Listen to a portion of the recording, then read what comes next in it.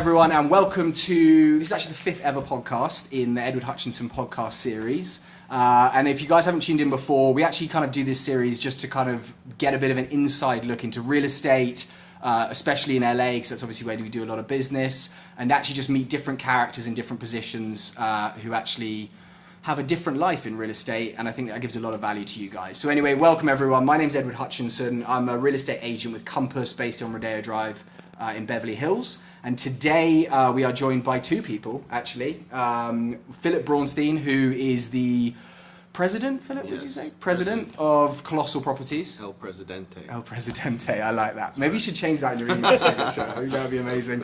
And we're also joined by Clark Braunstein, who is the general counsel for Colossal Properties, but also is a real estate attorney and does things outside of it as well. So I've already said to Clark that we need to have him on for literally like a legal podcast at another stage. Be happy to do it. Yeah, because I think there's so much stuff behind there that people just don't really understand, or they hear a headline and it becomes this odd situation where they don't really understand. A lot of lawsuits flying around the agents, some of the more prominent agents right now as well. Definitely. And actually, weirdly, I heard a stat the other day, and let me know if this is right or not, Clark, that 75% of real estate legal lawsuits are in California, in the whole of the US.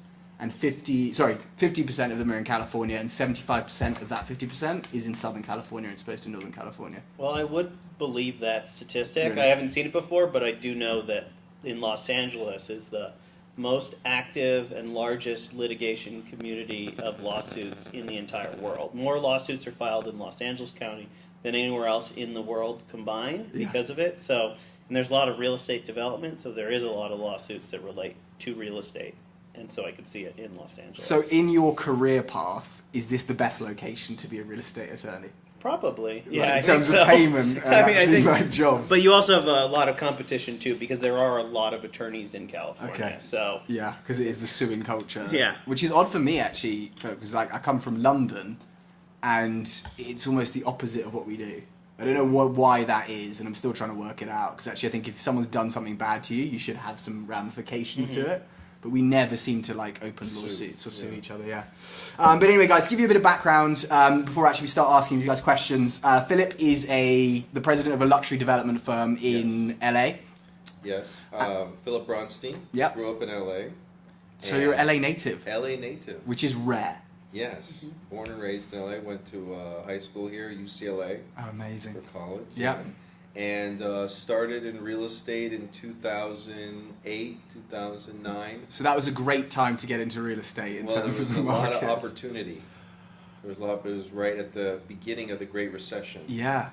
It was right at the beginning. How was it at that time? Was that the reason you felt that you came into real estate at that time because there were deals? There was a lot of panic, a lot of hardship, but there was also a lot of investment opportunity. Yeah. And investors looking to capitalize on deflated pricing. Yeah, and the foreclosures that were kind of coming up. Exactly. Everyone was chasing foreclosures, not only LA money, but San Francisco money, New York money. A lot of the, some of the BlackRock hedge fund style institutions were buying up, huge tapes of foreclosures and renting them out, and have since then spun off IPOs just based on those purchases from starting back then. Really? Yeah, because I was in college at that time. Okay. So I was coming out 2010, 2011. Okay, yeah. So kind of saw the London a soft market. Yeah. At the time, that was still soft. But actually, weirdly, London, actually at the moment, we've got an incredibly soft market there. Oh, really? Because of Brexit and the uncertainty, I think. But weirdly, I used to my favourite stat about London property was that London prices had doubled every 10 years for the last 100 years in a row. So I was kind of like, when everyone was like, oh, the prices have gone up so much, why should I buy now? I was like, look, you got to look at this long term and not like short term and how it is. So yeah, Phillip, so you got into real estate, you're from LA originally. The market was very bad. Yeah. I remember talking to some real estate agents who pretty much felt they should have just gone on a vacation for the entire year because there were no deals to be done. Yeah. Reporting, zeros on their tax returns. And it went from like 100 to 0 almost, wasn't it? Because I think 2007 7 was hot. Yeah. And I think maybe at the end of 7 or beginning of 8, it just went down. And so there was a lot of people trying to chase the deals. Yeah, I can And imagine. it was very competitive at the time because even though people were struggling, the market was soft, there was a lot of, like I said, investors from all over the country and all over the world trying to purchase California real estate because they knew eventually it would rebound. And then also you have the issue too is that the sellers at the time had these ideas in their mind of what the value was a year before, and so as like the market was tanking, they were refusing to realize I'm going to get out of these investments, and so a lot of them held on way too long, which caused banks to foreclose on properties, which kind of exacerbated the problem. But I think that that was The it. last foreclosure Colossal purchased was in 2000. God, I want to say 14. Really? And we haven't seen one since then. Yeah, because I don't see them come up that much unless it's kind Nothing of... you really want. Yeah, it's small condo units Yeah, that we someone's bought a bought. foreclosure from Wells Fargo, and like I think 2013, 2014 was the last time we bought one. Really? Yeah. That's So the fascinating. market's been very buoyant. So would you say that if you were Past giving years. me advice as an agent right now to make as many connections with people that are going to buy foreclosures if we do see a tanking in the economy? Well, in the it next... won't be hard to find people who want to buy foreclosures. Yeah. if the time comes. That's true, that's true. Every guy at the pub will be saying, do you have a way to pick up a foreclosure? Foreclosure. 'Cause everyone's hot for a good deal. So start specialising and have that covered, and don't be making the mistakes of 2007 agent. Yeah, I mean the thing is you got to watch. You really got to have relationships with the banks in order to have that in. So there's some agents who specialize in that, and the banks have the relationship. Definitely. Yeah, because actually, but we have some like great relationships with some banks. Some banks I actually just don't send my clients there for mortgages anymore. Oh, really? Yeah, and generally I don't want to mention anything on this, but it's the bigger kind of conglomerate style banks where they've just got 1,000 people dealing with each transaction, and it's a nightmare. But the banks have also changed all their lending parameters and structures, Yeah. so may not see that flood of foreclosures we saw again because the loan to value ratios have changed. Yeah. You can't lend up to 90% on a property anymore like you could back then. Weirdly though, actually, I saw an article yesterday that one of my old colleagues in London, 100%, Oh, nice. Really? they'll give you a 100% mortgage. There you go. In the UK In right the now? UK right now, and I was like, talk about like trying to ask for the same situations to go wrong again that we did last time. Right. It's like, do we not learn from our mistakes a little bit? But I don't know. There's a tech company that will buy your house and let you live in it, rent it back, Really? and then if the property value increases, they'll split the profit with you when they go to sell it. That's quite so you clever. get the money for your house, you can live in your house, and if you feel like you're going to miss out one day on the future potential value, they'll split the profit with you. That's pretty cool. Yeah, I forget the name of the company, but I was just reading about it. I mean, I think there's a lot of that kind of stuff evolving Starting at to the moment. come out. Yeah, because actually, have you heard about Compass Concierge? No. So this is a new one that actually we've been told about. I haven't seen anyone in our office execute it yet, but effectively what they're saying is there's a huge amount of people out there that own a property that when it's staged and it looks amazing and the maintenance has been kept up to date, is going to achieve a very good price. However, there's a huge amount of people that don't have the cash in their pocket Right. to do the staging, the repainting. Oh, yeah, okay. So they'll give you an interest-free loan, which is repaid at closing. So they're in the home improvement market then. Apparently so. Wow. And then I always am thinking, like, what are the ramifications legally should that property not sell? Because presumably they're still liable for that amount of money. So We had this Yeah. idea about 10 years ago. did you? It was going to be called super staging.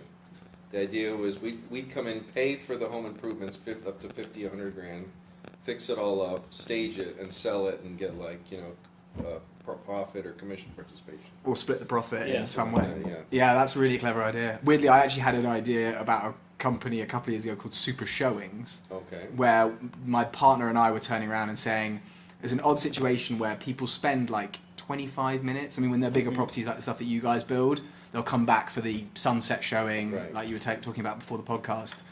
But it's crazy to me that someone spends the most amount of money they're going to spend in their life on the biggest asset, and they spend less time in it than they do driving a car. So like a weekend getaway. Exactly. So we were going to basically build out like an Airbnb, but it's arranged through the local expert, the realtor, who effectively would put you in the property for 24 hours so you could experience it at 2 a.m. when the Right. garbage truck's Right, driving right, down right. behind.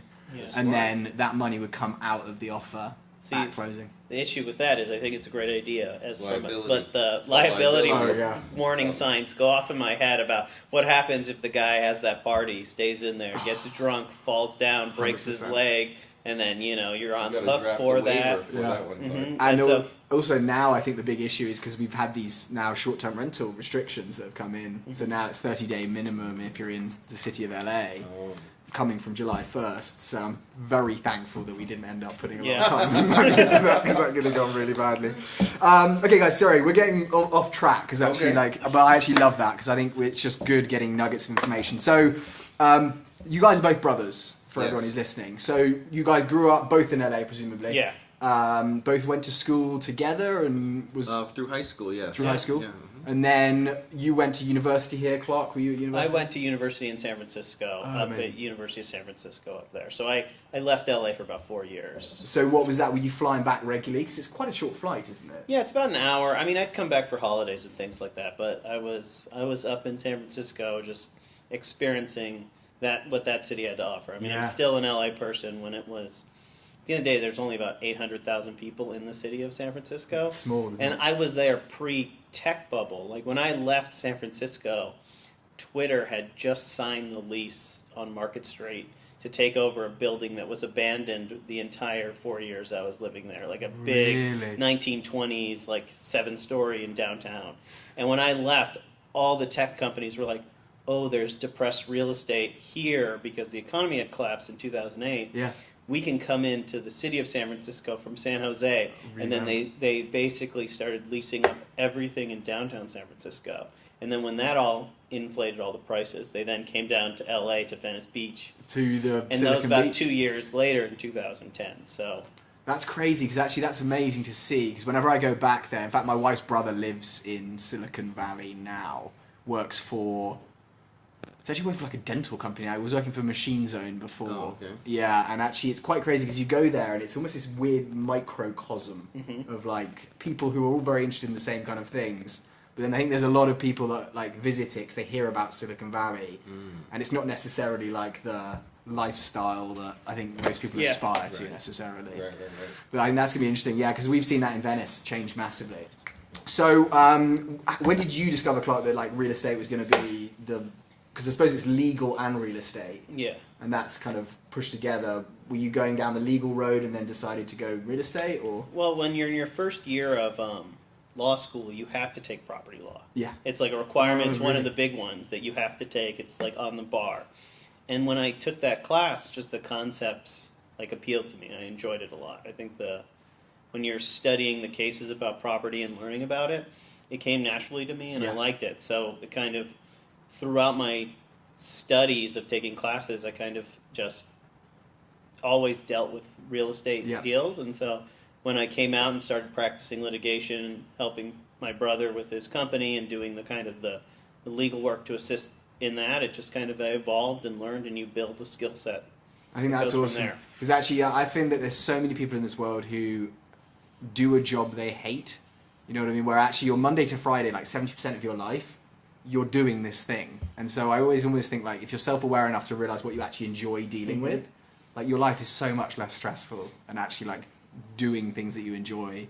Good point. But a lot of people just pick the money and they're like, Right. okay, I'll go and work for a bank and I'll work Right. 15 hours a day, and it's a bit of a nightmare. Right. So then you came back down to LA, hooked up with Philip, and kind of his plans at that time was to get into real estate, and then you guys were kind of working together to try and do that kind of stuff. Well, I think I was in law school when you started building Main Yeah. at the Beach. This So was 10 years ago Wow. that I started, and I think you were in law school. yeah, because I graduated law school in 2011. You started Right. Main at the Beach in about 2010. 2009. So I was in my second or third year at that time while he was doing it. So I was kind of I was not providing like legal advice because I think he was hitting the ground He was running. just criticizing. That was his job at the time. As you're saying, he's not optimistic. Yeah. But I mean, so I think then once I graduated and passed the bar, I started working because you then got your brokerage license. Yeah. After he went in, you raised the The investment. plan was to integrate the construction and brokerage. So you're going to do everything in the house. That was the initial plan. Okay. And then it modified to just construction development. What was the reason for that? Because I always actually wonder from my perspective. To be why honest with you, I was younger and I was just fighting with every broker I hired. So at one point I was like, F them, I'm just going to do it myself. I know what I want. I'm going to do it, so I'll do it better. Since then, I don't fight with the brokerage community. Okay. But there was a period in my life where I did. So like, you know how many showings you have, just real aggressive, real intense. You want the how many feedback, showings, communication. You know, why didn't you get the offer? This is just crap offer.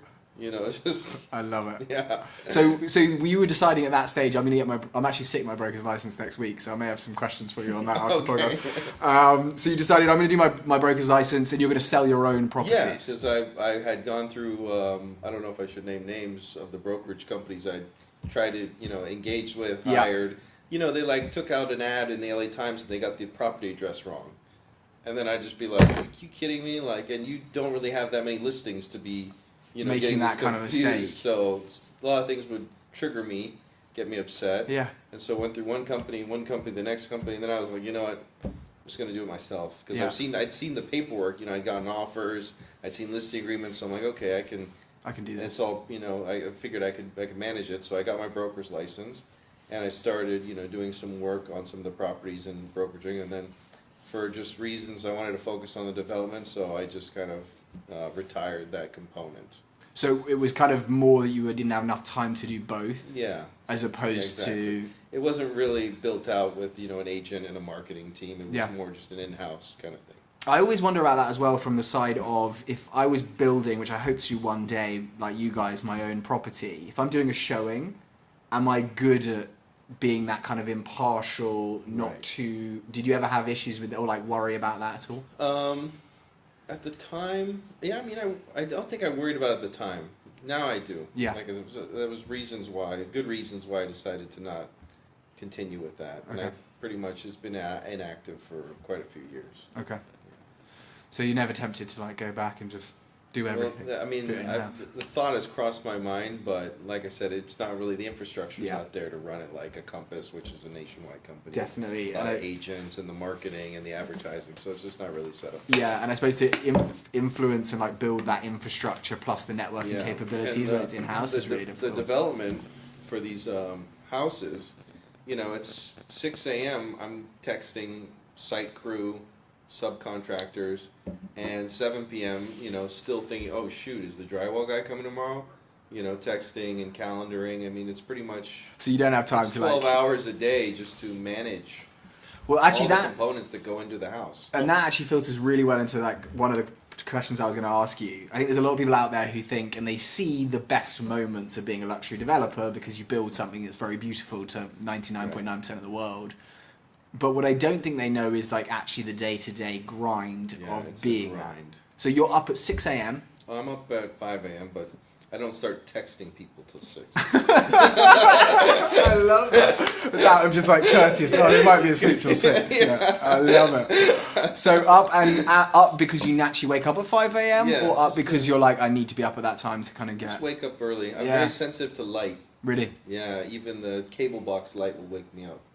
Do you factor that into your properties at all? Blackout curtains? Yeah, he does. Yeah. Yes. Good psychological read there. Yeah. Because actually, I think about that quite a bit. Yeah, we do. All our master bedrooms have full blackout shade systems, like in a high-end, like a Vegas hotel, where you just hit the button and everything just blacks goes down. out. So you'll have your normal, just regular shade, and then you'll have a secret blackout one that makes it completely black. So we have dual shading systems. One is the typical shading that you get to stop the glare. Yeah, exactly. And then the other one is a full blackout system. Which is it's an additional $100,000 cost, but it's something I would appreciate. Yeah. Because it's not easy to do blackout after the fact. Definitely. You have to open up drywall. You have to do a lot of stuff. So that we. Because you're putting it inside that space. You have to really black out every inch of the light to black it out. When you guys see other competitive companies building properties like that, a lot of them don't think about that kind of thing. I know. I haven't seen it. I've looked at a lot of properties, and I see usually cheap window treatments going. 100%, because it's all about profit. Cheap. Yeah.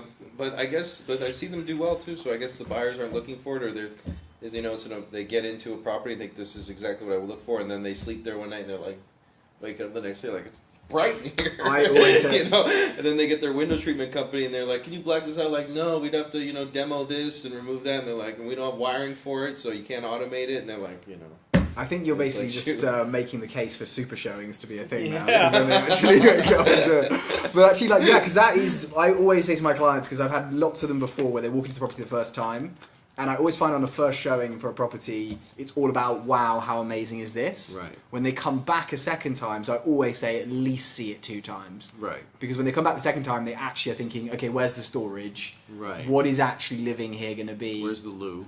Where is the loo? I love that. How close is it to my bedroom? Because I'm going to be up at night doing it. Because they don't think about the practicality, I think, as much when you're doing the first showing. Whereas when the second showing comes around, like I always think that's so vital to get it done. But yeah, it's a grind, and we try to integrate as many creature comforts like the blackout shades that we can to make the house livable. And that shower at Chicory is the other thing that I'm just like obsessed with that property. Yeah. Because like, what do they call it? Like party shower. I think that was Clark's idea. Was it? I think that was Clark's idea. But it's just beautiful because the backdrop with that stone. It's a panda marble Is imported from Italy. And I think in that bathroom alone, we used total, including the countertops. Yeah. And the panda marble book match was up to 30 slabs. Jesus. Yeah. Yeah. So When you're transporting that, you must be thinking, we do not want an accident here. Yeah. No. And it's actually book matched the whole thing's book matched. So yeah, there was a lot of marble and labor that went into just that bathroom. And if you guys want to go and have a look at that property and what we're talking about here, it's Chicory Lane in Brentwood. Yeah, What's the number? It's 1225 Chicory Lane. 1225. So go and Google that, guys. Have a look, and you'll definitely get to see kind of what we're talking about in terms of that. So it's a daily grind, and Clark and I often coordinate and try to figure out, okay, if there's a dispute with the subcontractor, or if there's ever a dispute with, is it a liability if so-and-so comes on the property, and what happens if they fall, what happens if they get hurt? The neighbor wants to use our driveway because they can't get a crane. Are we allowed to? What if their crane guy hits someone? So Clark and I then have meetings to go over all the liability that could come up on any of these properties. That must be so valuable to have that as a family member in in-house. Yeah. Because otherwise, I suppose you're paying a retainer fee, which presumably you get paid to do what you're doing, but you're constantly having to like reach out to a or you end up in hot water if you don't have that, advice. which is kind of crazy. Yeah. Okay, and so also one other thing too is benefit of this is like I can be the bad guy, so Phillip can always be the nice guy. good cop, bad cop. Yeah, and he's like, and then so I'll show up, and if I'll do a site visit, I'll go up, I'll wear a full suit, walk around, and like be like, why isn't this done? And like kind of put a little pressure on some of the guys there, because then they're like, oh great, the lawyer's here now, and then they start. Yeah, Clark's become quite fond of the surprise site visit. Oh, He shows up really? like in the policeman's sunglasses, walking around, Looking saying, stern, "What's going yeah. on here? Oh, there's an exposed nail there. You got to turn that around." Because that is a massive advantage. Because I suppose actually you kind of think, right, well, I'm running a company, I'm building properties. I need to have good relationships with my Yes, of subcontractors. course. I need to be able to like You communicate. can't fight with everyone. Mhm. Yeah. And where do you draw that line of you've messed up and I need to Right. like actually tell you that we're not putting up with this? And so I suppose like having It's quite good. yeah.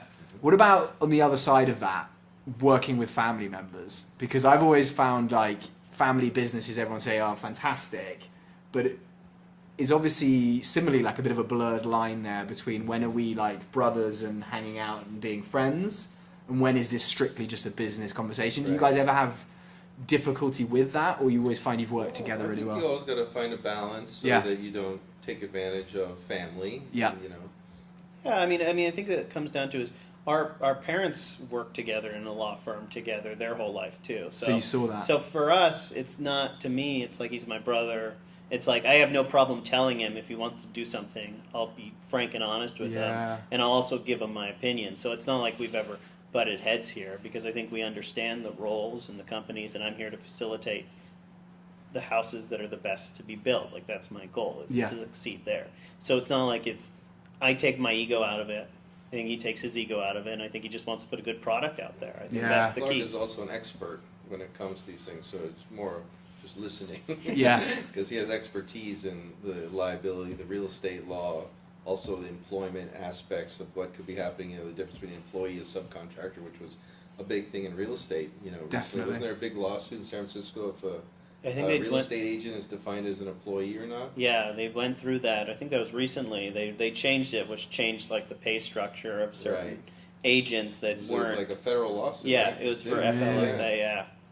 Yeah, because I suppose that's actually the thing is you guys specialize in different areas. I suppose when I normally hear about like siblings working together in the same business, they're almost doing the same role, and it becomes this little bit of like, okay, well I'm right on this. No, hold on, you're right. Whereas actually you guys have very different specialities which work well together, and I suppose that's actually... Yeah, that's a good point. Because I always think about that, because obviously my business partner is a close friend that I met in Bali in 2010. Oh, nice. And so we're always like, I trust the guy like anything, it's awesome, but I definitely find that since we've been working together the last 4 years, I don't spend that much social time with him. Because you don't want to feel like it's work. Definitely, and also like I feel like I see him most of the day, and it's kind of that situation where I'm like, okay, if we're seeing each other 24 hours a day, all day, every day, Right. we're going to start grinding on each other in some way. So I'm kind of like, we definitely do social events and networking and things like that together, but definitely I kind of like to keep a bit of a boundary there, which is quite an odd one. But we do go surfing and call that like board meetings for like, which there's never that Who's much the secretary stuff. making the notes of your meeting there? Yeah, should be my wife. I need to try and see if she'll do that. So Clark, so is your morning similar, where actually you wake up at 5 a.m., you're texting people at 6 a.m., or is it different? I'm awake usually around 6 o'clock. I'll wake up at that time. I'll start checking emails, and I'll respond to emails, or I'll respond to Philip's texts to me that I get, and I'll go through them, and then I try to do it. But I'm a big proponent of work-life boundaries, of me having, because the problem with when you're a lawyer, at least, you'll notice that everyone, if you have a problem with things, they'll send it to you and expect responses. Instances. So I will not, I'll try if it's late at night. I'm not going to look at my email. Nothing. I'm not doing criminal law. I'm not doing things that nothing's ever going to be like the insane thing that I have to do. But then again, Philip's called me. We've had issues. I remember a house. There was an issue, like the furnace didn't work. Oh yeah, that was a fun one. Really? Yeah. And so it's like, but I'll get a call, and he calls me. I'll answer because he's my brother. But it's like he respects my boundaries too. It's not like always like grinding on it, because I think you need to realize when you're in this, there's a lot of stress at work. Yeah. You need time to unwind afterwards and not do it, or else it'll kill you. Definitely. You know? 100%. You want to hear about this problem? I want to hear about this problem, yeah. So we had built a house in the Palisades, beautiful house. Yeah. It had gone, family bought it and gone through all the inspections. Everything worked perfectly as we had anticipated. Air conditioning, heating, everything was fine. Yeah. And they were moving in at the end of December, and we're planning a New Year's Eve party. So they closed escrow on December 31st, and they have this big party. Everything I checked out in the inspections, and it was a little chilly that night, and I get a call at 10 p.m., or it wasn't that late, maybe 7 p.m., saying, the heater doesn't work. And I said, oh, it's silly, the heater works fine, we just had everything inspected. And they're like, no, it doesn't work. So I send, and trying to get someone from an HVAC company to repair it on New Year's Eve was impossible. So No I'm one's trying doing to that. call favors in from some of the guys I work with, like, hey, can you just go check this out? Maybe something simple, Like switching something on, or the vents, something like that. So they go in there, and it turned out for some reason the intake on the air intake had gotten clogged by someone like finishing a stucco thing and had clogged it with the intake. So it was a really simple fix, but it was like, I was freaking out because this person was so upset they weren't going to have heat for their New Year's Eve party. Yeah, and I suppose there's a pride element to that as well. Like, you've created this thing, someone's showing it off to them. Then I was so worried. I was calling Clark New Year's Eve, like, hey, I got a problem. This person can't have their heat on. So it was a little stressful, but it was a simple solution. It was just until you found someone who could go and found it. It was just an oversight on one of the workers having blocked it. So. And I suppose that is... It had gone through all the inspections, and so it was like this thing that happened after the fact somehow. I don't remember how. I think it was like a December heat wave before. So when you get those, it was hot. Yeah. And then it was like the coldest night of December was New Year's that year, and so she was going to run it, and it was the first time she ran it. And so I remember just trying to get it fixed, and we got it fixed. That's one of the benefit, I think, of a smaller development boutique firm like us, is that when he built the house, the issue that arose, immediately he had tried to have it fixed that night, rather than, if you go through some other developers, they'll be like, okay, we'll get to it later. Some automatic email response will come back to you in the next 48 hours. Submit your complaint on the online portal. That must be great. So, but is that kind of your guys' life then? Because it seems like actually creating something beautiful must be pretty awesome and satisfying, but equally is actually a lot of your day-to-day and week-to-week is just fighting fires of, we've got an issue with this. It's a good portion of it. Yeah.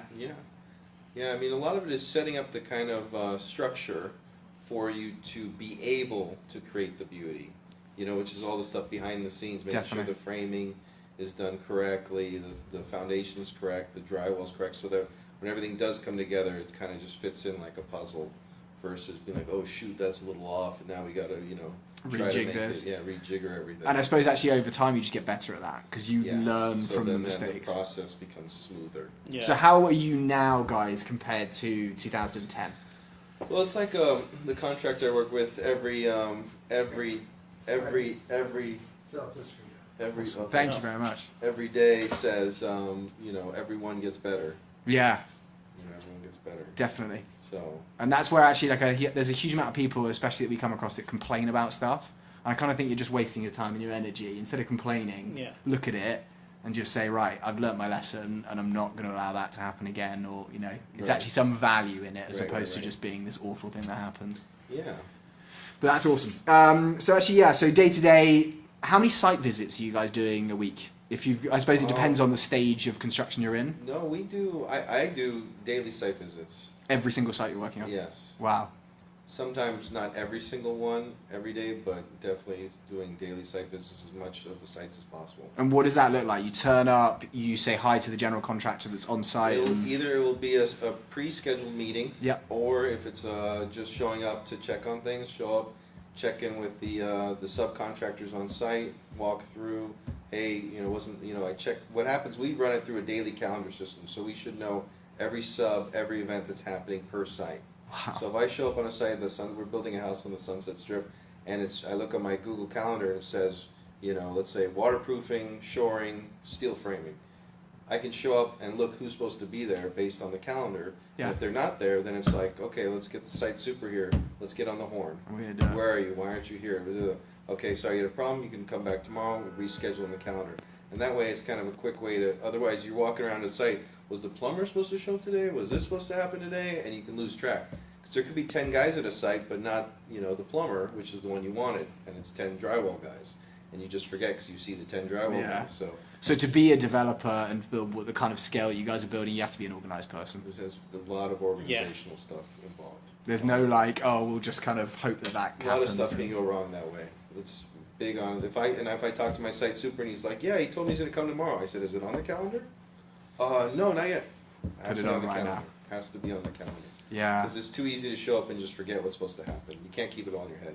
And then I'll show up without unannounced visits, and I try to do every site at least once or twice a month just to show up when it's kind of the rough framing and things like that. I'll show up more when it's closer towards finished product, when you're doing the finishing. Yeah. But I'll show up in that way just so I can make sure, any safety issues are immediately addressed. So, and after I do it, I'll make a journal entry saying I went to the site this day. I didn't see, everyone was wearing hard hats. Everything was like that, which is in the case if there ever is any litigation. Legal, I always have my notes that show I came on this date. Everything was compliant based on me, and I'm by no means an expert on OSHA or anything like that. But it's still there's a system in place to make sure that that's done. If guys aren't wearing a safety harness, I'll go to the contractor. I'll go to the guy. I'm like, why is he on a safety harness? Put him on that, And then I don't like to go as much too because at the end of the product, I'll have fresh eyes more than everyone else. Yeah. So when we're doing like a walkthrough or a punch list, when it's drywall's up, they're painting. I'm the one that walks around and I'll be like, that's like a 1/8 of an inch crooked, that line right there. And they'll be like, what are you talking about? I'm like, you've been looking at it for 2 years. There's a crookedness that you don't see because you're used to it now. Yeah. And so I kind of walk through and I'm like, and I try to be that buyer, that high net worth buyer that's going to be A-type and see those flaws. And I say, look, I'm pointing this all out. You can tell me we're not going to fix that or that's not an issue, but I want you to know that it's there and I want them to fix those things. And so... that is massive value actually. So you almost don't want to go too regularly. You want to be going with gaps in between so that you're seeing the changes and have fresh eyeballs on it. That does help. Yeah, I can imagine that's actually really useful. There was an incident a year ago in Brentwood. I can't name the property address, but where someone got so badly injured they had to be airlifted out. One of the not one of my projects. But in Brentwood, it happened where someone was so badly injured they'd be airlifted out. They fell off scaffolding. Yeah, they fell off scaffolding and were impaled by rebar. Do you guys have to have insurance in place for that, presumably? Massive insurance policy. I was going to say, yeah. Massive. One of our insurance policy alone costs $250,000 per year. It's a 10-year policy. Okay, I was going to say that. It's just, It how do you sounds ever make expensive. money? Yeah, sorry. Kind of Just blew take it it. away from that. But still, 25 grand a year for 10 years is a lot. What about, That's just one of them, though. do you have to have There's some other form of ones, too. earthquake insurance? That's optional. You know Okay. what? I actually don't like earthquake insurance for my properties because they're all engineered to sustain massive earthquakes based on most recent engineering. Yeah, because you're if putting the my pylons literally projects, down. yeah, if my projects can't sustain an earthquake, it's like science is not doing a good job. Yeah. Because this is all calculated out based on, okay, the Earth's going to move like this, and can this project handle it? I mean, this is all 20, at the latest 2014 engineering, but some of them have 2018 engineering. This is all new stuff. When was that? Did you see that emerge as a trend? Because when I see construction sites and the luxury lots with obviously amazing views, a lot of them have drop-offs there. Yeah. And so you're putting like pylons as far down into the ground as Yes. you can possibly almost go, Yes. so that it is rooted in that. Has that always been the case since you've lived in LA, that you've known that was the way they did it, or before was it kind of, let's just put a light thing on top and hope it's... I think that was pretty much the standard, but caissons can go deep and still fail. There's been Los Really? Feliz has had some problems. There's always some cases of failure of the foundation. It really depends on the soils engineer. Yeah, having a good soils engineer makes Is a big key difference. for any hillside development, because their job is basically to look at the ground, tell you how many caissons you need, how deep they're supposed to go. Yeah. And a lot of some developers, they may want to go with the cheapest soils engineer. They're like, I don't care, I'm just going to put this up. It's just soil. Yeah, it's just soil. It doesn't matter. It's only what I'm it's going to sitting do on, because yeah. caissons are expensive. Yeah. I mean, foundations are expensive, concrete's expensive, and if you don't get the best Yeah. for these homes, they're going to be, I'm going to do cheap because that's going to be in your bottom line. You're going to profit. But what a lot of them don't realize is if there is a failure in a caisson, and it is a developer's fault, not the house. The house has its fixed cost to remake it. Yeah. It's the expensive stuff inside the house that you're going to be liable for. I see. So that's where people are like, well, okay, I look at my budget. It cost me X amount to build this house. That's my liability. But that's not where the number is going to come from. It's from the fancy piece of artwork on the wall. that gets broken. $10 million. Yeah. that I you're had like, a developer Jesus. friend who was sued. The roofing failed, Yeah. and the leak happened. To patch the roof and fix that was $5,000, but when the leak happened, it flooded all the furniture in the home, and the furniture was valued. It was $5 million home. Furniture was valued at $250,000. So The lawsuit was not for the $5,000 patchwork. It was for the $250,000 of furniture, and he lost, and he owes him $250,000. Which is kind of fair as well. Though. You kind of look at it and I'm Yeah. like, if I bought a new house and it had a He's leak not in happy it, Yeah. about that. Yeah. He's not happy about that. that's true. Yeah. It's Not happy. because I didn't even think about that. Actually. Yeah, because a lot of developers or people think, I know how much it makes to build this house. I Yeah. can build that. But that's not where the damages always come from. It's what happens inside the house Inside. and what they put inside the house. And then that is what gets expensive. Because if you're building high-end luxury homes, the people are going to have expensive things inside of it. 100%. Couple rim brands. Well, and I suppose that's the thing with like your guys, what you build specifically. Like, obviously, if someone's building a multi-unit condo building and they're selling for 150,000, and there's some damage that happens, the person's belongings probably aren't the same value if they're buying that. Equally, they probably don't have like their personal lawyer Right. who is going to be turning around saying, "Hold on a second, you sue the crap out of these guys." I remember What's once, happened? Phillip sold a house once to a high net worth individual. Yeah. And 6 months later, we get a letter from the lawyer about a city fee of, I think, $25. Yeah. For tree trimming or something. It was a $25. $25. And she had a lawyer that was Three-page probably, letter from the lawyer. for about $1,000 an hour lawyer, she had write Big for a law firm. to write a letter to us saying that we had to pay this $25 that fee. This fee dates back to prior to the close of escrow, so you are responsible for the $25 brush clearing fee. Are you joking? Because I opened the letter and I'm like, oh my god, I have a 3-page letter for a lawyer. I'm reading it. I'm like, 25? okay, give this to the secretary, write the check. And then I wrote a one-page email, like a one quick email response. We paid the fee. Does that resolve?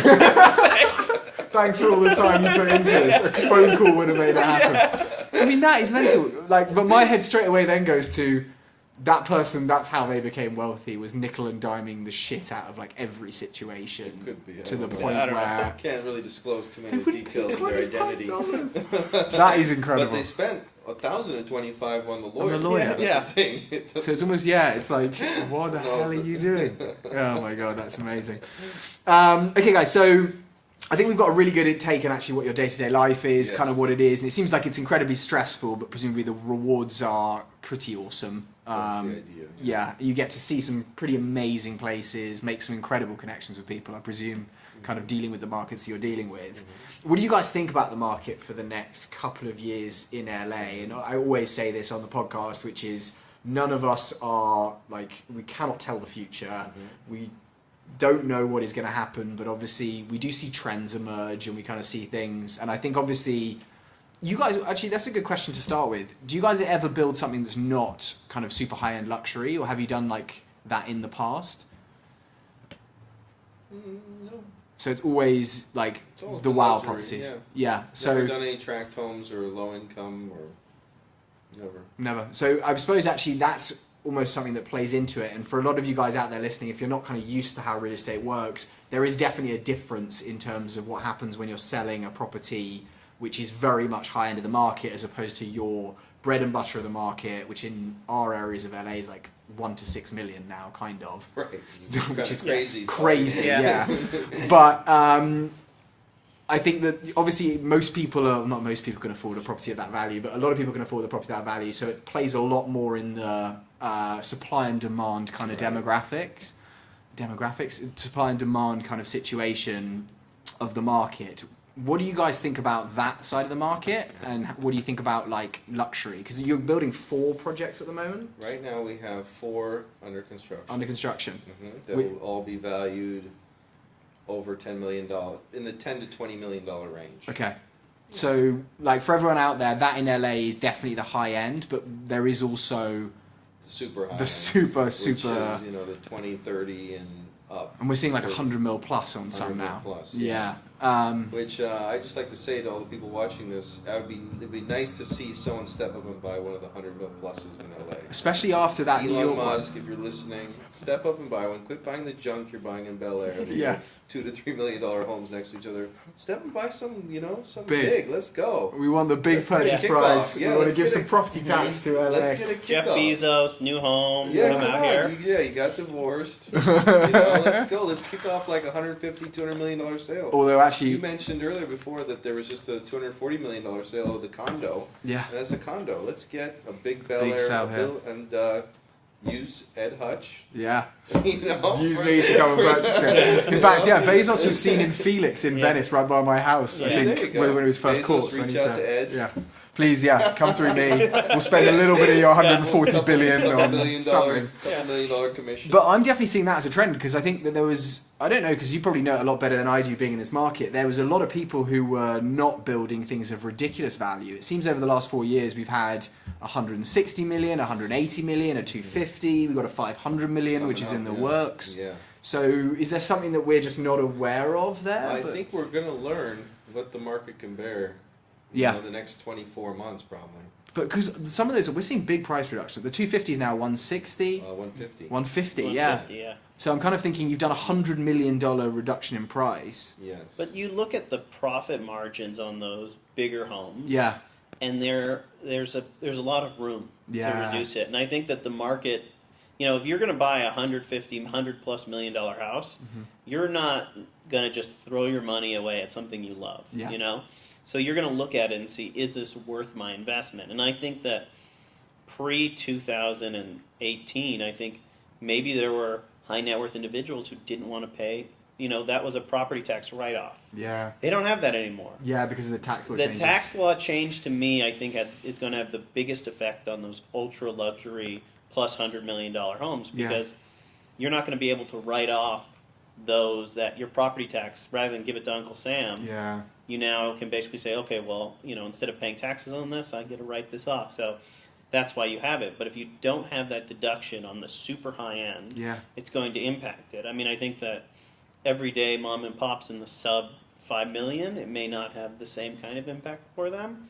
But when you're up there and it's not your second home, your third home, your fourth home, that's when it starts to add up that you can't deduct those taxes Definitely. in your income. And for everyone out there listening as well, like you're paying between like 1 and 2% really on average a year, 1.25%. Yeah, 1.25% of the sales price. which is kind of great. I like about California how it's not reassessed almost; it's done on the purchase price with limits. Yeah. Well, that's going to change. Is it? Yeah, that it's gonna. They're Wow. going because the new governor wants to alter it to say that commercial properties will get reassessed every 3 years.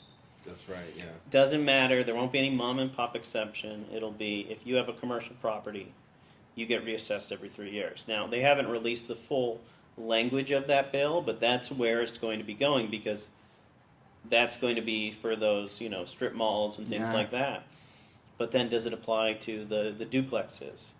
Does it apply to the person that has that Airbnb's their The guest downstairs house? unit, Is that yeah. a commercial one? Is that going to cause it to be reassessed? And I suppose that's probably an indicator of where it could go residentially after Mhm. that as well, a couple of years down the line, and people are Sure. like, well, because I always think, because that's the weird thing for me is we have a thing in, as I'm sure you may know, in London, where when you buy the property, you have a thing called stamp duty, where you're almost paying a percentage of the purchase price depending on the value, and it scales up at the point of purchasing. So it's almost like a barrier to entry for people. However, your property tax is not really done on the purchase price. It's done on the number of bedrooms and the area you're in. So I bought a property in 2012 at like £1 million, and that I'm still paying £1,400 a year in property tax. Oh wow. Very So affordable. exactly, and so I'm kind of thinking you make that jump, and obviously you're taking the hit early on, but long term wise, it plays out really well. Yeah. And then I look at some states in the US, and I'm like, where they're reassessed every year, and I'm thinking, you buy in a gentrifying area, fast forward 5 years, you're in real trouble. Mm-hmm. It's not like you've done anything, but just because you made a good decision to buy a property that's valued at whatever it is, suddenly you can't afford your 20 grand a year property tax. Right. So you've got to move. Like, which is kind of like gentrifying on steroids almost in a Yeah. weird, like, odd way. Yeah. So that's going to be interesting. But yeah, we're going to find out about the end of the spectrum, ultra high end market, what it really looks like in Los Angeles pretty soon. Yeah. Because either these high end properties are going to sell and at what price, or they're not, and then people are going to stop building them. Because I don't think anyone's really tried to build and sell such large properties at such high prices before. So we're going to figure out if there's a market for it. People are going to keep building them or scale back. Yeah, because they're going to that supply and demand kind of thing. Right, so if no one's demand for it, they're going to have to build something else. Do you guys ever have that when you build it out into when you're like drawing your lines, you're like, this is kind of what we think the build cost is going to be? Yeah. We try to scale it to the market and to the site. So we're building a 13,000. The biggest house we're building right now is a 13,000 square foot house on Sunset Boulevard. I could have built up to 18,000 if I had done a basement. Really? And I was doing it, and I had an awesome basement design. I was thinking this is going to be so cool. Like, this is going to be something people haven't seen in Brentwood here for a while. Yeah. And as I was going through the build costs, it started to look a little bit like, could get risky. Yeah. If it didn't sell or didn't sell fast. Because I suppose, didn't sell you the price. add that extra 6,000 Yeah. square feet, and then you're in a price point per So square it's foot that's... exactly. Yeah. So the cost, and I was like, you know what? So we scaled back. We ended up with a 2-story home, around 13,000 square feet. Still going to be really nice. Yeah. But, decided to not just go for as much as I could build. And I suppose actually probably a huge amount of the cost of building would be doing the subterranean, because you're That putting would have been retaining walls. expensive, yes. Well, not just that. When you do subterranean, if you have to remove more than 500 cubic yards? I think now it's 800, no, 1,000. A thousand cubic yards of dirt. You have to get a haul route permit from the city of Los Angeles, which is not a ministerial act in the sense that there's actually a public hearing. You have It's to very go down. difficult. The neighbors get notified by Oh, they get it, that little letter to and their they'll door. show up. Yeah. Because the not in my backyard crowd, they have this psychological issue with digging in the ground. They think Yeah. it's Mark and I had to go for 3 hearings plus a meeting, town hall meeting, for a haul route we had approved on a Tiger Tail Road project. Really? Yes. And I suppose the people that are turning up to those meetings aren't the ones to support what you're doing. no. I mean the problem with is when they turn into popularity contests at times. But I think that Our council member for LA, I think their office was really helpful in kind of facilitating it, giving everyone an opportunity to talk. Yeah. And some developers won't even show up. They're like, what, I'm not going to try and do this. But I think we try to engage the community to get their feedback and have a good conversation with them. Sometimes they may not, they just don't want you to build. And you can't really have a conversation with someone whose position is unable to have any flexibility. Yeah. But we try to engage them. We go through the process. You show up down there. You get people to show up. Yeah. And that in and of itself can put a lot of risk in your project.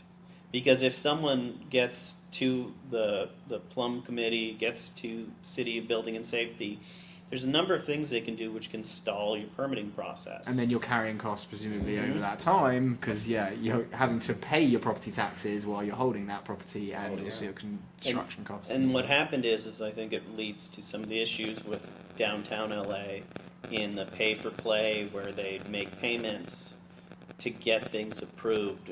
There's a common thing right now where certain city council members in LA will make deals with developers to make donations to charities in exchange for community approval, which is now kind of getting under scrutiny. I think Councilman Ryu wants to stop that entirely. Because it's almost lobbying in some kind of odd way, isn't it? And I bet there's some weird charities that are set up. Bribery cases going on with residential home builders. Not going to mention a name. Yeah. But the house on Strada Vecchia in Bel Air. Really? Yeah, that's the current lawsuit right there. The FBI is involved. That plan checkers, inspectors, and deputy inspectors were paid off by the developer. This is alleged in the complaint. And the FBI investigation paid them off in order to get a bigger house that would have illegally been approved by the city.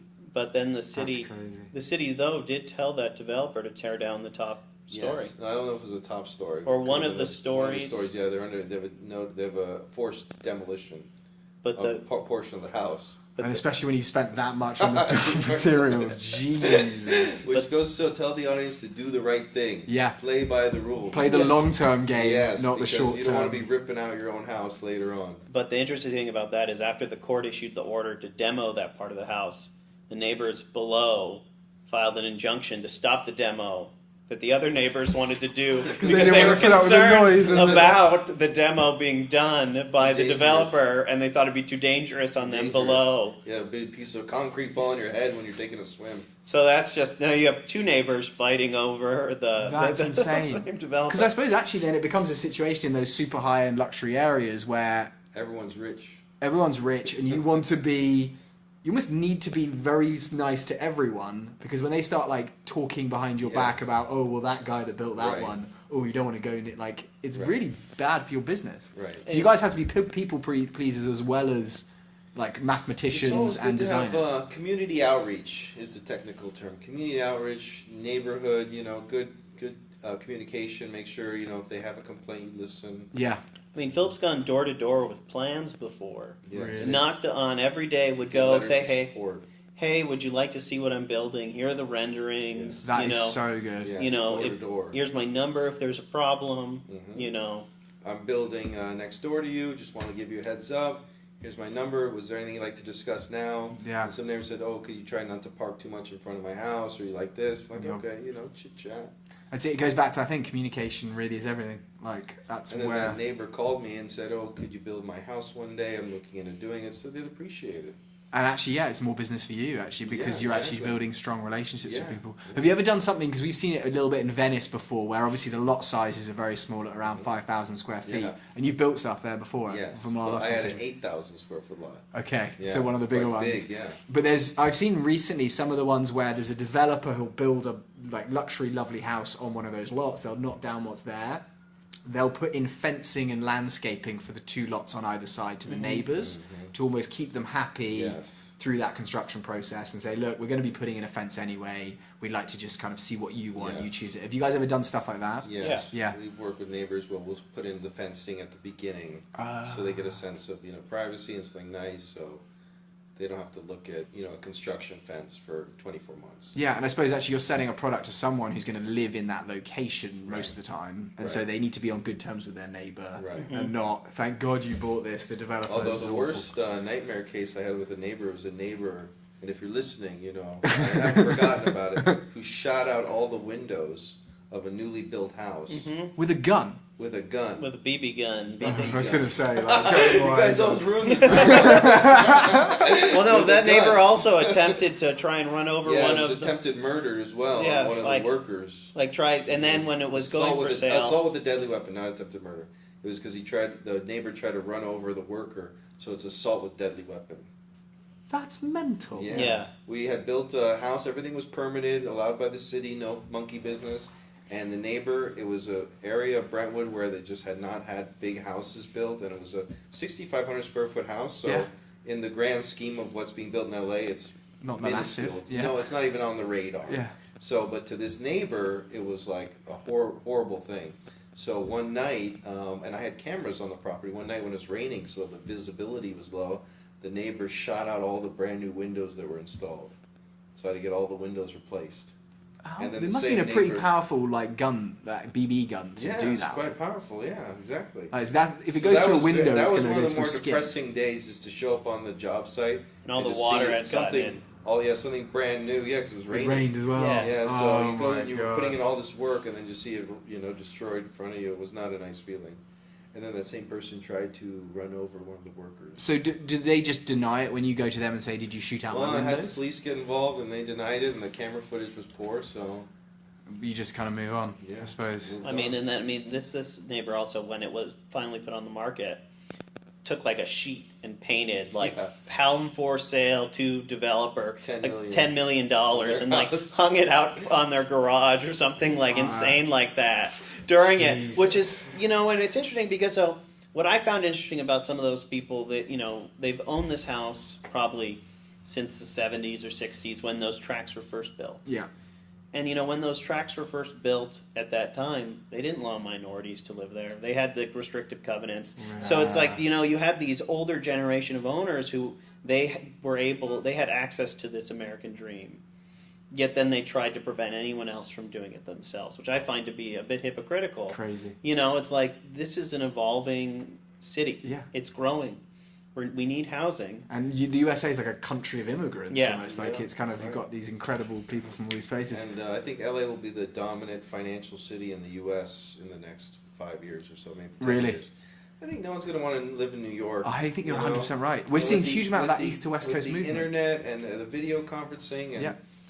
I think Work remotely in the sunshine. I think it's going to start moving more over here.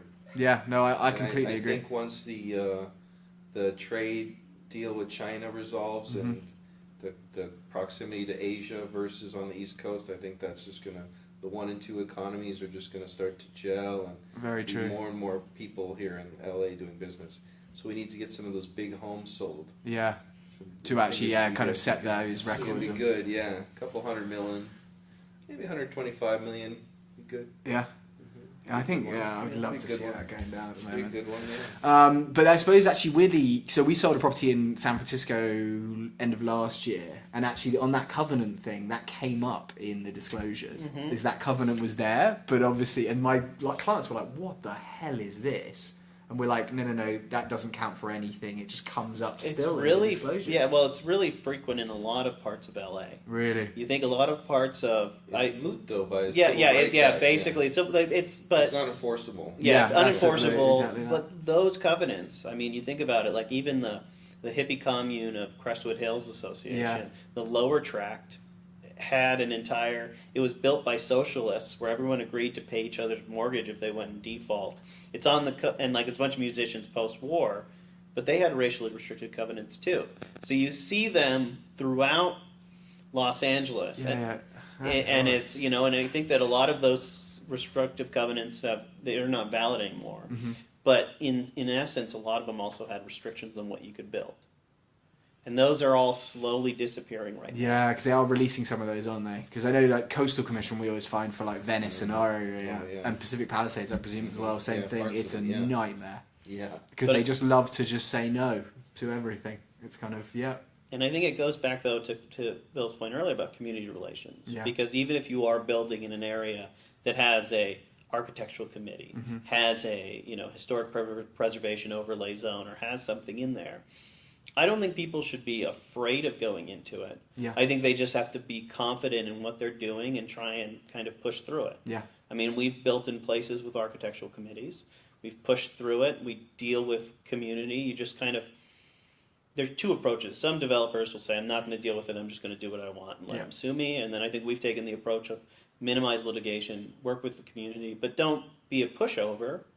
Understand and go forward through it, and then you can get it built and you can make some money and do it. In fact, actually, I think when we met briefly last week, Philip, you were saying that there was a lot that you picked up where the person that was selling it kind of thought this was the maximum, and you looked at it and were like, hold on a second, I think you could probably do more. And that's that, like, pushing it and actually like figuring it out, as opposed to just being like, no, okay, fine, whatever. And that's actually where the benefits come from, I think. Yeah, that one we're building an 8,000 square foot house on. Yeah. Architectural residence. That's going to be insane. It's going to be quite. That will be done in late spring of this year, actually. Yeah. So we'll have to do a tour. We will. Yeah, I'm excited. Tour, yeah. Okay, cool. So actually, we're coming up to an hour now. So actually, I just thought we've actually kind of, I had put a load of questions down, guys, and actually, I've never been able to get to them just because we're going into these like incredible like discussions of other things. So we kind of actually talked about your future. You're working on 4 projects at the moment.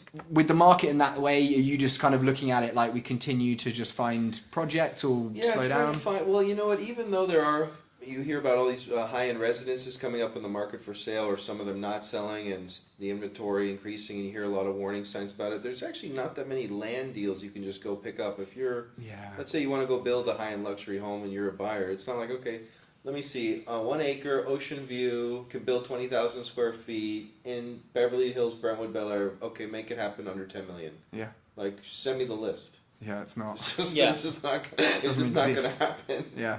So the thing is we're actually constricted on how much we can expand the business by the lots available. Okay. Or the teardowns available. You know, I call them lots, but, you know, parcels of land, teardown homes that are available to actually buy that can accommodate a large luxury residence. Yeah, okay. So, and I think people are, you know, I think people like to live in their homes and stay in their homes, so. Would you ever kind of have that thought of like, okay, well, we don't have the equity or we don't want to deploy the equity right now to develop it fully, but we will buy it because we think in like 4 or 5 years it's going to be even harder to find? So that was my strategy for a while, is that if there was a lot a piece of land available, that you could build a large luxury home to buy it because there was limited supply. Yeah. You know, how many pieces of land can you know, buy that? That was actually how the Sunset property, because typically I avoid properties on Sunset Boulevard. Yeah. Just because there's a little bit of a stigma, which I found not really fair, but there is a stigma out there. And it was, you know, a 30,000 square foot lot, 20,000 square feet of it was a flat.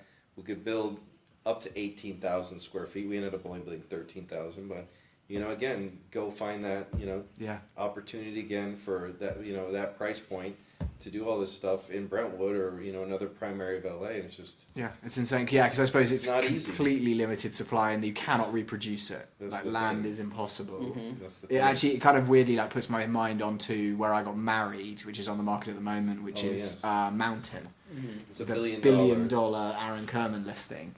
Which kind of, you just think like $1 billion for a piece of land is mental. Yeah. But then you kind of think, okay, well, the valuing of that comes from you're never going to be able to do anything like it again. Yeah.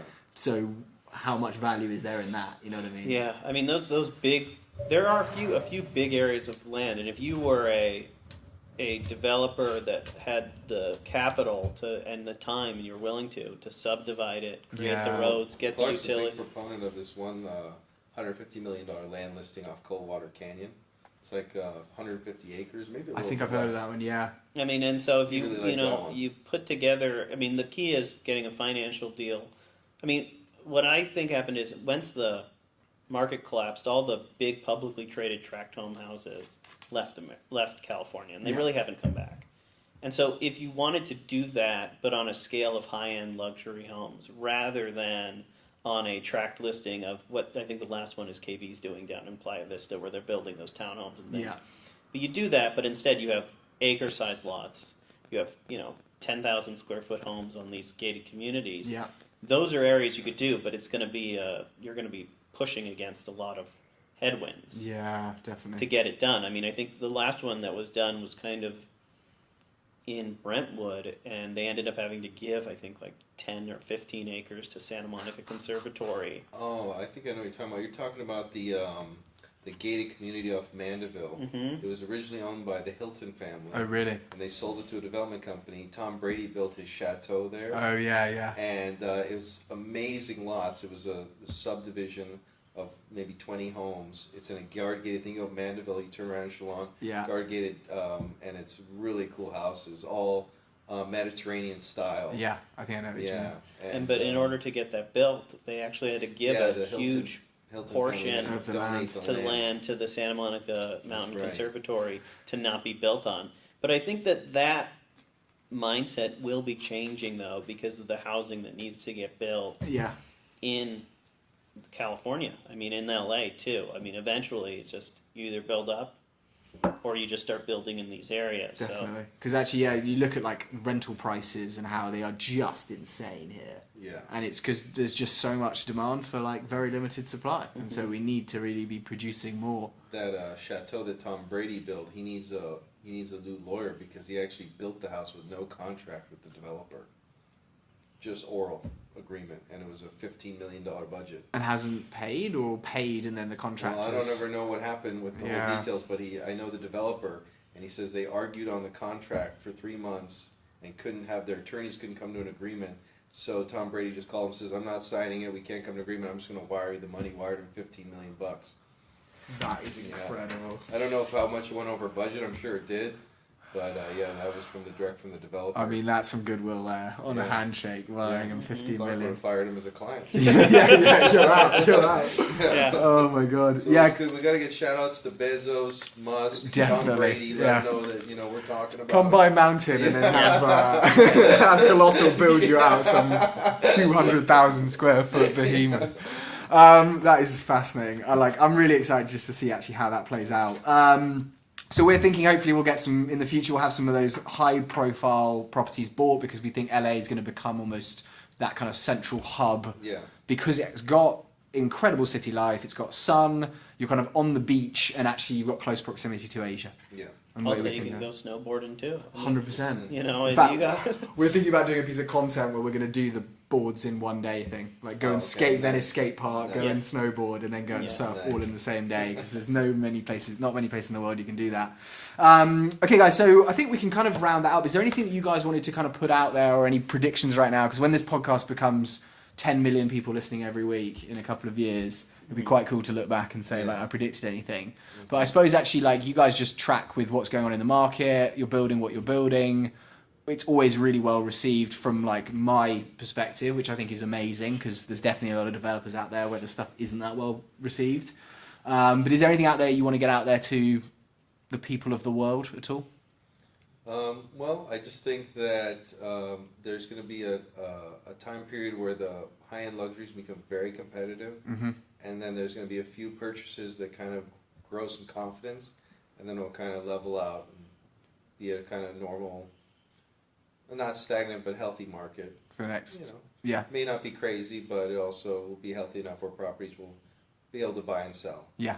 Okay. That's So, what you want. which is perfect for Which is us. what you want. Yeah, we just want more transactions Yeah. as much as possible, and Exactly. kind of okay, guys. Well, I think we've got some really cool plans. Everyone out there listening, because I think we're going to do some tours of actually the sites that these guys are doing. So definitely subscribe to the YouTube channel. Follow us on Instagram, Hutch Johnston. These guys as well, Colossal, have got a really cool Instagram account where actually you're documenting quite a lot of what you're doing, visiting the sites, as well as actually what the finished product looks Exactly, like. yes. So if people want to go and follow you, Phillip and Clark, what are the accounts that they should go and follow? They should go to Colossal Properties. At Colossal Properties, one word.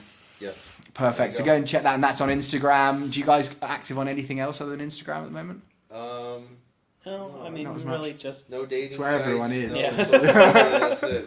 You got a kid on the way, Yeah. so you got to be careful with that one. Okay, so yeah, go and check these guys out, Colossal LA. Also, guys, in the comment section, if there's anything that we haven't answered today or anything that's actually come up in the conversation where you're like, I'd like to know some more information on that, put a comment down, send us an email, whatever it is, and we'll reach out to Colossal and just see actually if you have the time, because it sounds like you guys just don't at the moment to answer some questions.